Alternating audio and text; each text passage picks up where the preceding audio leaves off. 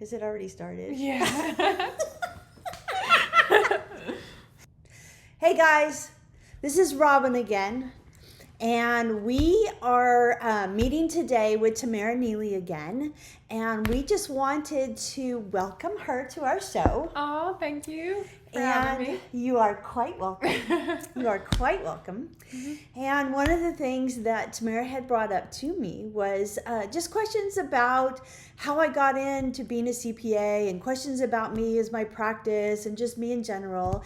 And she thought it might be a really good idea to just sit here and discuss it. So I've decided to bring her onto my show. And this is Robin, your tax therapist. So without further ado, I am going to let her ask her questions. Well, thank you so much, Robin. You're quite welcome. For having me back. First off, I want to ask, how are you doing? Today I'm doing very well.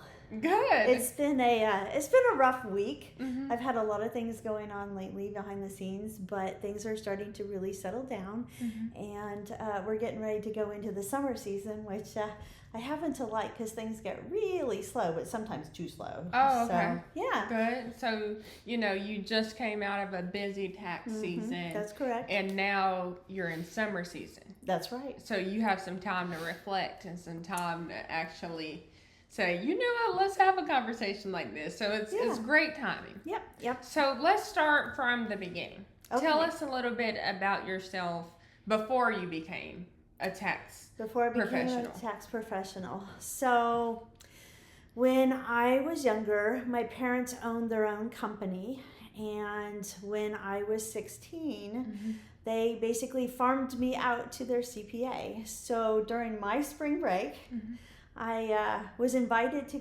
go help out. And little did I know that the gentleman that was sitting up front to help me for that week was the CPA himself. Oh. So it was kind of a neat, unique experience. I got some one-on-one hands-on training. They really liked me. I was very good at it. And so they invited me to come work for them. And so after school hours, when I was in high school, I would work for the CPA firm. Wow. Yeah. So it started back in high school for you. Started back in high school for me. Wow. Yeah. So tell us, so you kind of started out on this CPA journey. You were in high school, and then you go to college. What did you major in? Did you do accounting first? I did actually economics. Okay. I was an economics major, and then I switched to accounting. I got married. I went to Texas A&M. So Awesome. whoop. She's been married for 35 years. Yep, almost? 35 years. Wow. And I met my husband Amazing. in college, and he was a little further along than I was. Mm-hmm. So I ended up graduating from the University of Houston in Clear Lake. Really? Okay. Yep. So that's actually my alma mater. Wow. So if y'all are from Robin's school, shout yourselves out in the comment section. I'm a boomer sooner. I went to the best school in Oklahoma, OU. So I can relate to going to college. We have kind of talked about that. I studied economics. Robin studied economics.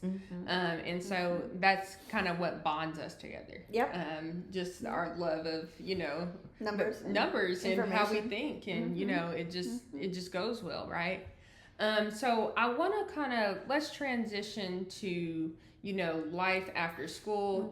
There are people watching who don't understand what it's like to be a CPA, but watching you in the office and seeing just what you do, obviously I won't go into too much detail, but you really are helping people in more ways than people may realize. Being a CPA is not just about numbers, even though we do, she does focus on numbers, but as you guys see on Robin's channel, she goes beyond numbers. And that's why she has developed this channel called, Robin, your tax therapist. And some people may not understand that, why would she relate therapy to taxes, and it's because people walk in here every day and they think that they're coming to get their taxes done, and then they realize, OMG, I have so many marital issues, I have so many business issues. They realize that they're dropping the ball in more ways than one. And Robin comes in and she helps save the day, basically. Like, okay, let's talk about this. And people trust her with so much information. And so, Robin, kind of tell us just, I don't want you to obviously be specific, right? Because there is that, you have to be discreet, and I understand that, respect what you do. But kind of tell us some stories about just like, what have you seen without saying what you've seen, right? Because this show is about tax therapy. It's about really having those real conversations. And we're talking, Robin's been talking about tariffs lately and the effects on the American people. And she's kind of been talking about that. But as this show continues to develop, you're going to see Robin open up in even more ways. Actually, eventually there are going to be people sitting on Robin's couch and asking her tax questions and asking her about life and all those things. And so, Robin, just kind of tell us what you have seen over the years that made you feel like you were doing therapy for people. So one of the things, just for clarification, because I had somebody mention this in one of the comments, is we are not titled as a therapist. We are not degreed as a therapist. But what we do is we act in the same manner as a therapist, and a therapist listens to what the client has to say. And sometimes we learn to read between the lines. So a lot of times we will find out before the client's spouse finds out that the other individual is thinking about getting a divorce, or that they might be pregnant and might be expecting a child and they haven't told their spouse yet. It happens. And biggest thing we do is we try to listen to them. Just as you go to the doctor and you give them all your personal information about your physical body, you give us all your financial information and expose yourself to us in terms of how you spend your money, how much money you make, what you do for a career, whether you gamble your money away, because I've seen that too. I've seen people lose their lives, lose their families because they've chosen to go and gamble it away. We lived in Vegas for a really long time, so we saw a lot of tragedy that happened. And the biggest thing I learned was to just listen to what a client has to say. And so I want to share kind of a funny little story, but clients would come to my office, and this particular individual has since been deceased, but her name was Betty. And Miss Betty would come. She was an older lady. And she would come and she would ask me questions, how are you doing? That kind of stuff. And I was really excited to see her that year. And so I tried to tell her information about me. And then I realized that I was talking over her. And really what the client wanted was for me to listen to her. She didn't care about me. It's not that she didn't care about me. It's just that she didn't care about me as a person. I see. So I am not her best friend. I am not her, her buddy. My job is to listen to what she has to say, to understand. And so from that point on, and that was early on in my career, I learned to give up with one, answer. It's like, oh, how are you doing this year? Because you see a client once a year. And I would say, I'd pick something and say, here's what happened this year, like this last year. Here's one of them. People were asking me this year, how am I doing? Well, last September, because I ice skate, I fell and I broke my arm. Yes, my right shoulder. I actually broke my arm. I landed on it. I toe picked it, turned, rotated, hit it, and broke my arm. So that was this year's little story and teacher. Yeah. So people ask me, how are you? Now that has since healed. That was in September. We're now, in May? So I got clearance about 2 weeks ago from the doctor. So, nice. So I can go back to ice skating. Now I've been in the process of exercising and trying to rebuild muscle strength and stuff to get there. But that's the story I told them this year. So what we learned to do is to take and apply the information that we have, tax code and whatnot, and take the time to actually hear what the individual has to say. So that's what we found in our career was really, really important. And that's why we call ourselves a tax therapist, is because we really do sit there and listen to them. And then we try to come up with tax plans and ideas that could really help them to grow their business or help them in their family situation, or things along that nature. So it's kind of a life adventure that we go on, and sometimes those relationships are really short and sometimes they're long. So it just really depends. With every firm, there's always some people that come and go, and now we've got a lot of people whose parents are dying, and so we're having to go through the grieving process with them as they tell us, hey, my family member has died, or a client of mine has died. So I've had several this year that died, and so you have to go through the grief process with them as well. So yeah, okay, awesome. So you told us some stories about just how you've had to walk through life with clients, right? And you've seen clients through ups and downs. And so, people get excited about becoming a CPA. I see the TikToks. They are really looking forward to it. And they may not understand how hard it is. So tell us some of the challenges to being a CPA. Just if you could kind of, I know we could talk all day about the pros and cons, right? But if you could give us maybe 2 or 3, that really could help a young person watching this, because you've been able to mentor quite a few young people who are interested in this field. And I'm telling you, I see so many people online who are like, I want to be a tax therapist. I want to be a CPA. And they don't know all they're getting into. So I want you to kind of give us three cons, and then we're going to get to the 3 pros, okay? So 3 comments that I think about. Well, the first thing is you have to determine what exactly you want to do, okay? Accounting is not just numbers. It's addition, subtraction, multiplication, division. I don't care how many classes they make you take in math, okay? I've had calculus, I've had trig, I've had all kinds of classes, okay? But at the end of the day, we're adding, subtracting, multiplying, dividing, okay? So basic accounting is basically that. It's all about organization. Do you have the organization skills you need to be able to put things in certain categories and classifications? Because that's what accounting is, okay? So the third is, do you want to be a tax specialist or do you want to be accountant? Okay, so you got 2 directions. You either go into auditing or you go into tax, okay?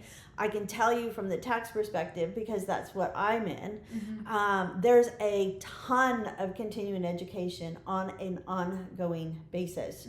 So if you enjoy school, then accounting tax is for you. If you don't enjoy school, but you like working with numbers and organization and whatnot, then the accounting, going into becoming a CFO or moving up as a comptroller or whatnot, is more of the direction you want to go. If one of the biggest things in both areas is you're going to be spending a lot of time by yourself. So you might be in a big organization and there might be 20 or 30 people around you, but you walk in there and it's quiet. Paper's being shuffled, stuff's being moved around. There's a lot of that kind of stuff that goes on, and you're pretty much in a cubicle by yourself for hours at a time. So do you like being by yourself? When you own your own firm, that creates a whole new level of direction. Some people work for the big firms and then move on into being self-employed. Sometimes they're not ready for it, and sometimes they are ready for it. Sometimes they'll sell off a book of business to you, and you take those with you and you buy them out. Other times you're on your own to start from scratch. That's a little bit harder. Buying a firm might be one way to go, maybe not. But when you take on the role of an owner, now you have, on top of all the other stuff that you're doing, you now have the responsibility of billing and talking to the clients and dealing with all the administrative stuff that's very time consuming and very difficult. And I probably spend half my day doing that and then half my time reviewing. So it just really depends. And then directing the firm, directing the staff, telling them what to do. There's a lot of interruptions. And so a lot of times you end up working long hours. There is a funny YouTube video out there that I always tell people to look at. And it says, when I grow up, I want to be a tax accountant. So if you are interested, my recommendation is to go find that video and actually watch it, because it's probably true. Very true. That's so funny. So Robin, you told us a lot about the cons, right? Tell us about the pros. 3 pros that really stand out to you about being a tax professional, more specifically an accountant, because obviously I get to observe your life, right? I get to see how you live and everything. And there are pros. There are pros. Just like there are cons. There are cons and there are pros. Now, I happen to be kind of one of those educational junkies. So I don't mind spending a lot of time doing continuing education. So just as that can be a pro, I mean a con, it can also be a pro. And it's something that I actually really enjoy.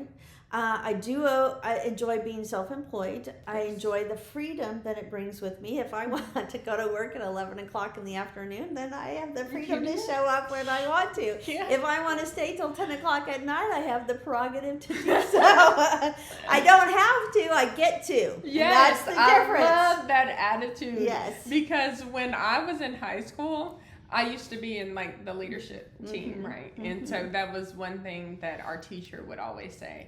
Don't say you have to do something. Right. You get to do it. Yes. It is a privilege. It is not a right. That's and right. So it is a luxury. And that's all about mindset. And so when you're looking at those pros, I'm glad that you're reflecting on that. But anyways, I don't want to cut you off. No, that's okay. But you know what the other thing is? I get to work with people that I like. I get to choose who my clients are. And if for whatever reason it doesn't really work out, it's okay.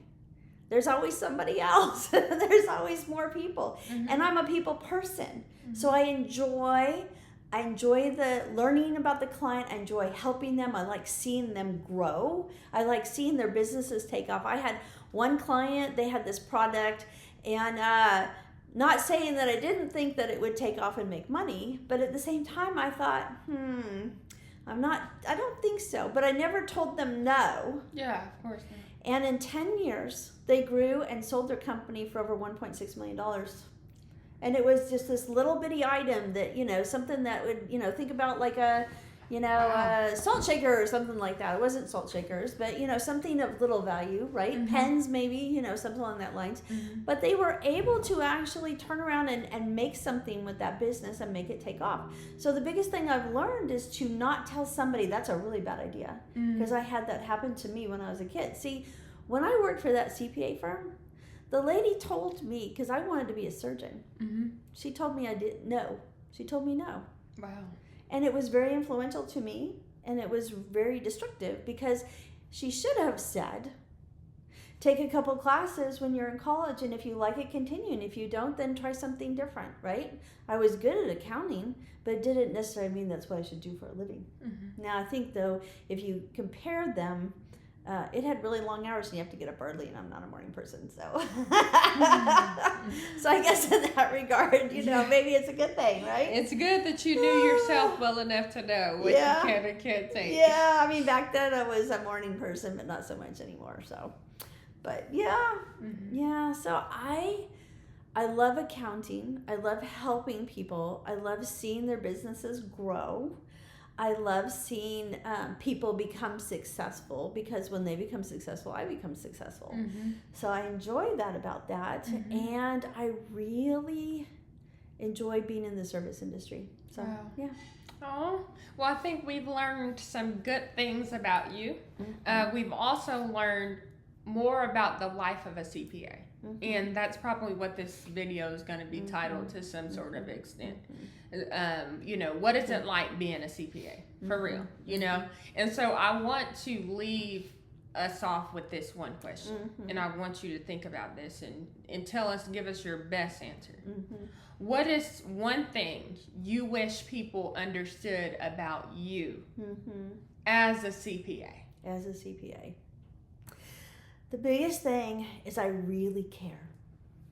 I really care about my clients. I really care about them as a person, probably more so than they care about themselves. Wow. I care about the information that they provide. sometimes I tell people CPA stands for compulsive paper accumulator. Because sometimes I'm asked for, I want that piece of paper and I want that piece of paper. And part of it is to true up the information and make sure it's right. Okay? Because at the end of the day, if your financials are not right, your tax return is not right, which means you're going to pay more in tax than you would have otherwise. And the biggest thing about a CPA is if they are well educated, especially in the tax law, they should be able to give you tax planning and ideas and tips to save you some money and to really benefit you. But I care probably more than they do. And so that's a challenge. So when a client leaves or if it doesn't work out, right? Because sometimes it just doesn't work out for various reasons. Sometimes it's me, sometimes it's them. I go above and beyond to really do an incredible job, and the people that do stick around and do see it, they really do understand and appreciate it. I've done tax representation for over 30 years, and so part of what we do is we look at it through the eyes of if you're going to be audited, and then we give you ideas and recommendations of that as well. So maybe a little too caring, sometimes it's hard to just let go and, not do, but we try to strive for excellence. And we do our best. So, and best isn't always perfect. But it's your best. But it's my best. Well, thank you so much, Robin, for having me on your show. Well, I hope y'all learned more about Robin and who she is and why this show exists, because I get it. You don't see a tax therapist on YouTube all the time or in life. And so it's unique, and that's why this show is so beneficial for those of you who do want to understand taxes beyond numbers, because it is more than it's about more than just taxes. Just like any job in life is about more than that job. Usually those people end up wearing multiple hats. I mean, think about what a profession, let's see. Think about a lawyer, for example, right? A lawyer is there to represent you, of course. That lawyer ends up playing multiple roles, right? They end up being your counselor. They end up having to be your friend at some point, maybe, because you need a friend. Like, a lawyer wears multiple hats, I'm sure. I hope that was a good example, but you guys get where I'm going with this, okay? But in jobs, the person is wearing multiple hats. Yes. I don't know why I thought of a lawyer just a second ago, but you got the picture, okay? So, Robin, thank you so much for having me on your show. You're quite welcome. Thank you for coming. Yeah. And I just want to say thank you for listening and taking the time to hear about our channel, to hear more about us, and we hope to see you in the next video. Until then, please like, subscribe, and comment. Again, I'm Robin, your tax therapist. Until then,